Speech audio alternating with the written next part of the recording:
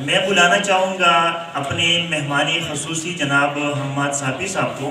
آپ نے اس دوران انتہائی تسلی سے، سکون سے اور خاموشی سے ان کی گفتگو سننی ہے، استفادہ حاصل کرنا ہے اور یہ پیغام اسکول سے باہر لے کے جانا ہے اور اس کی تبلیغ کرنی ہے۔ تو بلا تعطل میں دعوت دینا چاہوں گا اپنے مہمان خصوصی جناب حماد صافی صاحب کو کہ وہ اسٹیج پر تشریف لائیں۔ آپ سب کی بھرپور تعلیوں۔ اعوذ باللہ من الشیطان الرجیم، بسم اللہ الرحمن الرحیم۔ السلام علیکم ورحمۃ اللہ وبرکاتہ۔ علامہ اقبال رحمۃ اللہ علیہ کی زندگی کے اوپر اگر بات کریں تو ان کے زندگی کے 3 بڑے حصے ہیں۔ کتنے؟ 3۔ سب سے پہلا وہ حصہ جس میں وہ ہندوستان کی بات کرتے ہیں، سارے جہاں سے پیارا ہے ہندوستان ہمارا، یہ ان کی زندگی کا پہلا حصہ ہے۔ اچھا، پھر دوسرا حصہ کون سا ہے؟ جب وہ باہر جاتے ہیں، جرمنی اور UK جا کے، انگلستان جا کے وہاں سے علم حاصل کر کے واپس برصغیر آتے ہیں، یہ ان کی زندگی کا دوسرا حصہ ہے۔ اور پھر ان کی زندگی کا تیسرا اور آخری حصہ وہ ہے جس میں وہ شاہی کی بات کرتے ہیں، جس میں وہ خودی کی بات کرتے ہیں، جس میں وہ نوجوانوں کی اور مسلمان امت کی بات کرتے ہیں۔ جب انہوں نے یہ بات کرنا شروع کی اور اپنی شاعری کے ذریعے سے وہ قرآن اور سنت کو آسان کر کے لوگوں تک پہنچانے لگے تو اس وقت بہت زیادہ لوگ، ایک بہت بڑی تعداد میں ان کے خلاف اٹھنا شروع ہو گئے۔ کچھ علماء بھی تھے، کچھ عام لوگ بھی تھے جو ان کے خلاف اٹھے اور تنقید کی ان پر کہ آپ اس طریقے سے یہ جو کام آپ کر رہے ہیں یہ غلط ہے۔ لیکن علامہ اقبال رحمۃ اللہ علیہ نے اپنے اس کام کو جاری رکھا اور آج 80 سال کے بعد بھی لوگ ان کا نام جانتے ہیں، لوگ ان کا ذکر اچھے الفاظ سے کرتے ہیں۔ یہ ہوتی ہے ایک اصل کردار کی پہچان۔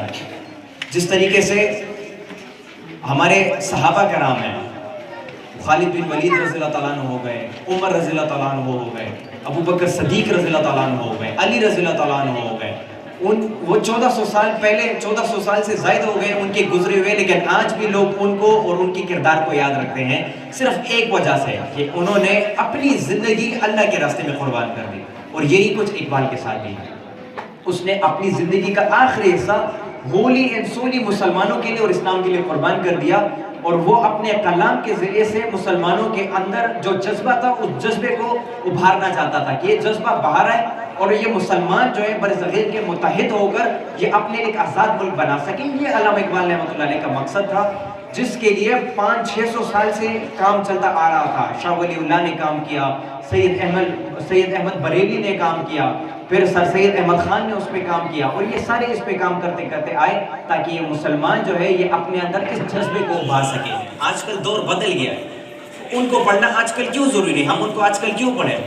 تو میں ان کو یہ جواب دیتا ہوں کہ دیکھیں، علامہ اقبال رحمۃ اللہ علیہ کا جو پورا کلام ہے، جس طریقے سے ضیاء الرحمن صاحب نے اور زاہد اقبال صاحب نے بات کی کہ وہ پورا بیس کرتا ہے قرآن اور سنت کے اوپر۔ جو قرآن اور سنت میں لکھا ہے، علامہ اقبال نے اسی میں سے چند چیزیں اٹھا کر اپنے اشعار کے ذریعے سے لوگوں کے لیے آسان کر کے پیش کیا تاکہ لوگ آسانی سے اس کو سمجھ سکیں اور اپنی زندگی میں اس کے اوپر عمل کر سکیں۔ یاد رکھیں، سب سے بڑا کام کیا ہے؟ عمل کرنا ہے، کیونکہ شاعری تو علامہ اقبال رحمۃ اللہ علیہ کی سب کرتے ہیں، ہر ایک بندہ ان کے اشعار سناتا ہے۔ کچھ لوگ ایسے ہوتے ہیں جو پڑھنے کے ساتھ ساتھ اس کو سمجھتے ہیں، سمجھنا بھی ضروری ہے، لیکن بہت کم ایسے لوگ ہیں جو سمجھنے کے ساتھ ساتھ اس کے اوپر عمل کرتے ہیں۔ سب سے بڑا کام عمل کرنا ہے۔ ہمارا دین ہمیں اسلام کے اوپر عمل کرنا سکھاتا ہے کہ جب تک آپ عمل نہیں کرو گے تب تک آپ اچھی اور بہتر زندگی نہیں گزار سکتے، نہیں بسر کر سکتے۔ تو علامہ اقبال رحمۃ اللہ علیہ کے کلام کو پڑھنا آج بھی اسی لیے ضروری ہے کیونکہ وہ کبھی قرآن اور سنت سے باہر نہیں گئے، اور یہ بات وہ خود بھی کہتے ہیں کہ اگر میں قرآن اور سنت سے باہر ہٹ کر ذکر کرتا ہوں تو اے اللہ کے پیغمبر حضرت محمد صلی اللہ علیہ وسلم، قیامت کے دن تم مجھے اپنی زیارت سے مجھے محروم کر دینا۔ یہ اتنا بڑا دعویٰ وہ خود کرتے ہیں کہ میں کبھی قرآن اور سنت سے باہر نہیں گیا۔ تو چونکہ قرآن اور سنت تا قیامت قائم رہے گا، لہٰذا علامہ اقبال رحمۃ اللہ علیہ کا کلام بھی تا قیامت قائم رہے گا۔ یہ ان کی کلام کی سب سے خوبصورت بات ہے کہ ہر دور کے لحاظ سے جس طریقے سے ہر دور میں قرآن اور سنت پرفیکٹ ثابت ہوتا ہے، پرفیکٹ چلتا ہے، یہ ہر دور میں اسی طریقے سے پرفیکٹ چلتا جائے گا۔ یہ علامہ اقبال رحمۃ اللہ علیہ کی کلام کی سب سے خوبصورت بات ہے۔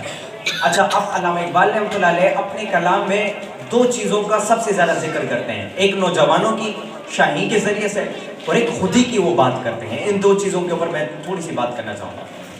اب شاہی کے علامہ اقبال رحمۃ اللہ علیہ بات کیوں کرتے ہیں؟ زاہد اقبال صاحب آلریڈی بتا چکے ہیں کہ علامہ اقبال اپنے کلام کے ذریعے سے بچوں کو، نوجوانوں کو حلال اور حرام کا فرق سکھاتا ہے، اور یہی حلال اور حرام کا فرق سکھانے ہی کو چنا، اور اس شاہی کے ذریعے سے وہ نوجوانوں کے اندر حلال اور حرام کا جو فرق ہے، جو سمجھ ہے، جو تمیز ہے، وہ علامہ اقبال رحمۃ اللہ علیہ جو ہے وہ پھیلا رہے ہیں، وہ علم پھیلا رہے ہیں شاہی کے ذریعے سے. کیوں؟ کیونکہ یاد رکھو، شاہی کبھی حرام نہیں کھاتا، کبھی وہ مردار نہیں کھاتا، بلکہ ہمیشہ اپنا شکار خود کرتا ہے. یہ شاہی کی سب سے بڑی کوالٹی ہے، اور اسی چیز کی وجہ سے علامہ اقبال رحمۃ اللہ علیہ شاہی کا ذکر کرتے ہیں. اچھا، دوسری بات، شاہی کا ذکر اسی لیے کرتے ہیں کیونکہ شاہی چیلنجز کو فیس کرتا ہے. کسی قسم کی مشکل رکاوٹ شاہی کے سامنے آ جاتی ہے، شاہین ہار نہیں مانتا، وہ اس کو پار کرتا رہتا ہے. اگر بارش ہونے لگتی ہے تو یہ ایک چیلنج ہے شاہین کے لیے، کیونکہ وہ پرواز کرتا ہے. تو شاہین کیا کرتا ہے؟ اس مشکل کا مقابلہ کرتے ہوئے وہ بادلوں سے اوپر چلا جاتا ہے، اس کی پرواز بادلوں سے بھی اوپر چلی جاتی ہے. تو یہ کیا سکھاتا ہے ہمیں؟ یہ ہمیں یہ سکھاتا ہے کہ جب بھی زندگی میں کوئی مشکل آئے، پیچھے نہیں ہٹنا، بلکہ اس مشکل کا مقابلہ کرنا ہے آپ نے. یہ دوسری بہت بڑی کوالٹی ہوتی ہے شاہین کی. اچھا، اب خودی کی بات کیوں کرتے ہیں؟ کیونکہ دیکھیں، خودی کا سارا کانسیپٹ، اس کا خلاصہ اگر آپ اٹھائیں نا، تو خودی سے مراد اللہ کا ڈر ہے. خودی سے مراد اللہ کا ڈر ہے. اس کی میں آپ کو ایک مثال دیتا ہوں. دودھ والا اگر دودھ میں ملاوٹ کرتا ہے، دودھ میں پانی ڈالتا ہے، اس کے پاس موقع ہے، کوئی نہیں دیکھ رہا اسے، ٹھیک ہے، اس کے پاس یہ موقع ہے کہ وہ دودھ میں پانی ڈال کر زیادہ منافع کر سکتا ہے، لیکن وہ نہیں کرتا. کیوں نہیں کرتا؟ کیونکہ وہ یہ سمجھتا ہے کہ کوئی نہیں دیکھ رہا، لیکن اللہ تو مجھے دیکھ رہا ہے نا. یہ جو ڈر ہے دل کے اندر کہ اللہ تو مجھے دیکھ رہا ہے اور کوئی نہیں دیکھ رہا، اس کو دراصل خودی کہتے ہیں. اور یہ ڈر جس انسان کے اندر پیدا ہو جائے، یاد رکھیں، وہ انسان، اس انسان کا نام پھر تاریخی کتابوں میں لکھا جاتا ہے. پھر اس انسان کو لوگ صدیوں تک، ہزاروں سالوں تک اس انسان کو لوگ یاد رکھتے ہیں. کون سا انسان؟ جو اپنے دل میں اللہ کا ڈر رکھتا ہو، جو اللہ سے ڈرتے زندگی گزارتا ہو، جو کبھی ملاوٹ نہیں کرتا. کیوں؟ کیونکہ اللہ دیکھ رہا ہے. جھوٹ نہیں بولتا. کیوں؟ کیونکہ اللہ دیکھ رہا ہے. دھوکہ نہیں دیتا. کیوں؟ کیونکہ اللہ دیکھ رہا ہے. کسی کی غیبت نہیں کرتا. کیوں؟ کیونکہ مجھے اللہ تعالیٰ دیکھ رہا ہے. اور یہ جو ڈر ہے، یہ بیسکلی خودی کا سارا کانسیپٹ یہی ہے کہ آپ کے دل کے اندر ڈر ہو اللہ تعالیٰ کا. اچھا، آخر میں یہ بات کرنا چاہوں گا کہ ہمارے ملک پاکستان، اور صرف پاکستان نہیں بلکہ پوری جو ہماری اسلامی مسلمان امت ہے، ٹھیک ہے، ہماری ہم سب کی جو ہے، جو تقدیر ہے، یا ہم سب کی جو فیوچر ہے، ٹھیک ہے، ہم سب کی جو کامیابی ہے، جو کچھ بھی ہے، وہ علامہ اقبال رحمۃ اللہ علیہ کے کلام کے ساتھ جڑی ہوئی ہے. اس کی ایک بنیادی وجہ ہے، اور وہ وجہ میں آپ کو پہلے بتا چکا ہوں کہ علامہ اقبال کے جو قرآن اور سنت سے باہر نہیں گئے. اور خاص طور پر اگر پاکستان کی بات کریں تو پاکستان کو تو بنایا ہی ہم نے لا الہ الا اللہ کے بنیاد پر ہے، یعنی نہیں ہے کوئی لائق عبادت کے مگر اللہ. اس بنیاد پر ہم نے اس ملک پاکستان کو بنایا ہے. اور اگر ہم نے اس ملک کو آگے بڑھانا ہے، اگر ہم چاہیں ہمارا ملک ترقی کرے، ڈیولپمنٹ ہو، روڈے بنے، ہمارا ملک کامیاب ہو، اور دنیا کی جتنی بھی ٹاپ ممالک ہیں ان سب میں ہمارا نام آئے، تو اس کے لیے شرط یہی ہے کہ ہم اس لا الہ الا اللہ کو دوبارہ زندہ کریں. یہ وہ طاقت ہے کہ جس طاقت کے اوپر علامہ اقبال رحمۃ اللہ علیہ بات کرتے ہیں، اور جس کے اوپر انہوں نے اپنا پورا کلام لکھ دیا.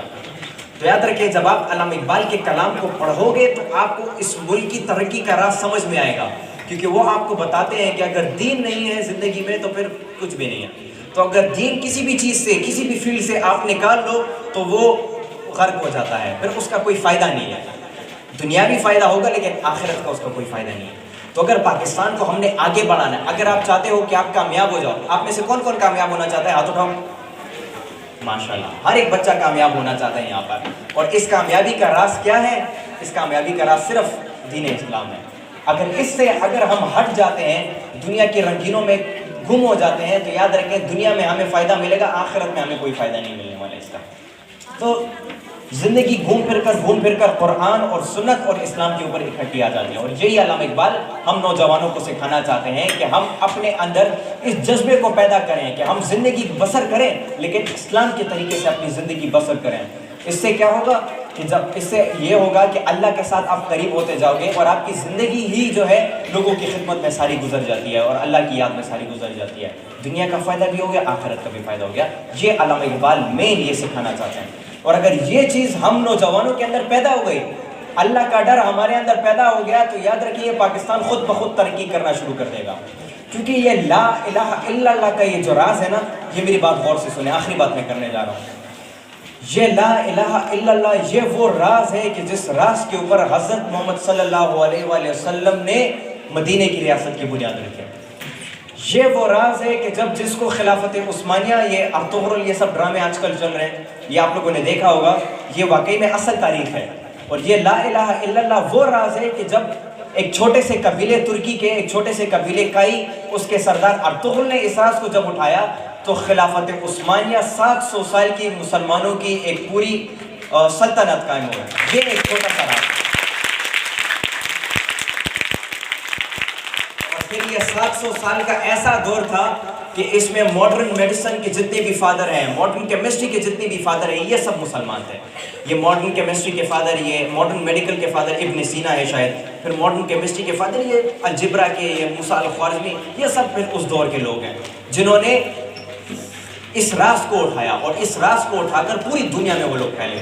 اور یہی وہ راز ہے لا الہ الا اللہ کہ جب علامہ اقبال رحمۃ اللہ علیہ اس راز کو بر صغیر میں جگاتے ہیں تو لوگ یہ بھول جاتے ہیں کہ یہ سندھی ہے, یہ پٹھان ہے, یہ پنجابی ہے, یہ بلوچی ہے, یہ بنگالی ہے, وہ سب متحد ہو کر ایک قوم بن جاتے ہیں اور پاکستان کو وجود میں لے آتے ہیں. یہ وہ راز ہے. اور یاد رکھیں کہ یہی لا الہ الا اللہ وہ راز ہے کہ اگر اب ہم چاہتے ہیں کہ مسلمان دوبارہ عروج پائے اور دوبارہ ایک ایسی سلطنت بنائے جو پوری دنیا میں پھیل جائے اور دوبارہ ٹاپ رینکنگز میں آ جائے پوری دنیا میں, تو اس راز کے بغیر یہ ممکن نہیں ہے. ہمیشہ آپ کو تبدیلی اس راز کے بنیاد پر آپ کو ہمیشہ تبدیلی اسلام میں ملتی ہوگی, ہماری تاریخ میں ملتی ہوگی. اس کے بغیر کوئی تبدیلی ممکن نہیں ہے. اور اس کو سمجھنے کا سب سے آسان اور بہترین ذریعہ علامہ اقبال ہے. اور علامہ اقبال کو سمجھنا اب کیسا ہے, علامہ اقبال کو سمجھنے کے لیے میں یہاں کے ٹیچر سے, جتنے بھی اساتذہ کرام ہیں, ان سب سے یہ درخواست کرتا ہوں کہ اگر آپ چاہتے ہیں کہ آپ کے بچے, آپ کے شاگرد علامہ اقبال رحمۃ اللہ علیہ سے ایک محبت پیدا ہو جائے ان کے دل میں, تو اس کے لیے ایسے پروگرام کا انعقاد بار بار کرنا ضروری ہے. اور دوسرا, اس کے علاوہ آپ کے کلاس روم میں اس بات کے اوپر ذکر کرنا بہت زیادہ ضروری ہے. کیونکہ اگر ہم بچوں کو کلاس روم کے اندر صرف انگریزی اور میتھس اور سائنس پڑھائیں گے تو یاد رکھیے بچے سائنس اور میتھس اور انگریزی میں ہی رہ جائیں گے. لیکن ساتھ ساتھ اگر ہم اس موضوع کو بھی چھیڑیں اور ہم علامہ اقبال کی زندگی کے اوپر بات کریں کہ انہوں نے ایسا کیوں کیا. اب دیکھیے قائد اعظم کی میں مثال آپ کو دیتا ہوں. قائد اعظم کہتا ہے کہ میں یورپ میں ایک بہت ہی خوبصورت زندگی جی سکتا تھا. وہ تو کروڑوں اور اربوں پتی تھا قائد اعظم, وہ تو بہت بڑا وکیل تھا, وہ تو یورپ میں لندن میں ایک بہت بڑی لیوش لائف اسٹائل, بہت خوبصورت زندگی گزارا تھا وہ یورپ میں. لیکن نہیں, وہ سب چیزیں وہیں پر چھوڑ کے آ گیا اور سب کانٹینٹ میں بر صغیر میں آپ اور میرے لیے وہ کام کرنے لگا, محنت کرنے لگا, جدوجہد کرنے لگا, اپنا سب کچھ چھوڑ کر. کیوں؟ تاکہ ہم اور آپ اپنے دین کو سمجھ کر اسلام کو دوبارہ زندہ کر سکیں. تو یہ آپ اس کی اہمیت بچوں کو سکھائیں کہ ایک ایسا شخص جس کے پاس سب کچھ تھا, ہم سب جس کے لیے بھاگ رہے ہیں, جس طریقے سے ضیاء الرحمان اور سعید اقبال صاحب نے بات کی کہ ہم ڈگری لے کر جس پیسوں کے پیچھے بھاگ رہے ہیں, وہ لوگ وہ سب پیسہ سب کچھ چھوڑ کر اس چیز کے پیچھے بھاگ رہے ہیں جو آلریڈی ہمارے پاس موجود ہیں. تو ہم اس چیز کو چھوڑ کر پیسے کے پیچھے کیوں بھاگ رہے ہیں؟ یہ اہمیت جب ہم بچوں کو سکھائیں گے کہ سب کچھ, کہ انہوں نے اپنا سب کچھ کیوں چھوڑا, اپنی دین کے خاطر یہ سب کچھ کیوں قربان کیا, یہ جو کیوں قربان کیا, اس سے بچے کے دل کے اندر اہمیت بیدار ہوگی, اہمیت پیدا ہوتی جائے گی. اس علامہ اقبال رحمۃ اللہ علیہ کی اہمیت ان کے دل کے اندر پیدا ہوتی جائے گی, اسلام کی اہمیت پیدا ہوتی جائے گی. اور یہی جب اہمیت پیدا ہوگی تب جا کر جذبہ ابھرتا ہے اور انسان اپنی زندگی میں کچھ کر کے دکھاتا ہے. تو اگر آپ چاہتے ہو آپ کے بچے یہ چیز سیکھیں تو آپ خود اس کے اوپر عمل کریں. ایک آخری بات میں کرنا چاہوں گا عمل کے حوالے سے, کہ جب بڑے عمل کریں گے تو چھوٹے خود بخود عمل کرنا شروع کر دیں گے. آپ نے گھروں میں دیکھا ہوگا کہ جب بھی والد یا والدہ نماز پڑھتی ہے تو چھوٹے چھوٹے بچے بھی آ کے ان کے ساتھ کھڑے ہو کے ان کی نقل کرنا شروع کر دیتے ہیں. تو یہ نقل کرنا یہ صرف بڑوں کو دیکھ کر کیا جاتا ہے. بچے اساتذہ سے اتنے متاثر نہیں ہوتے, والدین یاد رکھیں, اساتذہ سے بچے اتنے متاثر نہیں ہوتے جتنے آپ لوگوں سے ہوتے ہیں. تو اپنا کردار ٹھیک کرو اپنے بچوں کی خاطر. خود اپنی قربانی دے دو اپنی بچوں کی خاطر تاکہ آپ کے بچے کچھ سیکھ سکیں اور وہ اپنی دین کی اور پاکستان کی اور آپ کی خدمت کر سکیں. اگر آپ چاہتے ہیں آپ کا بچہ نماز پڑھنا شروع کرے خود نماز پڑھو ان کے سامنے.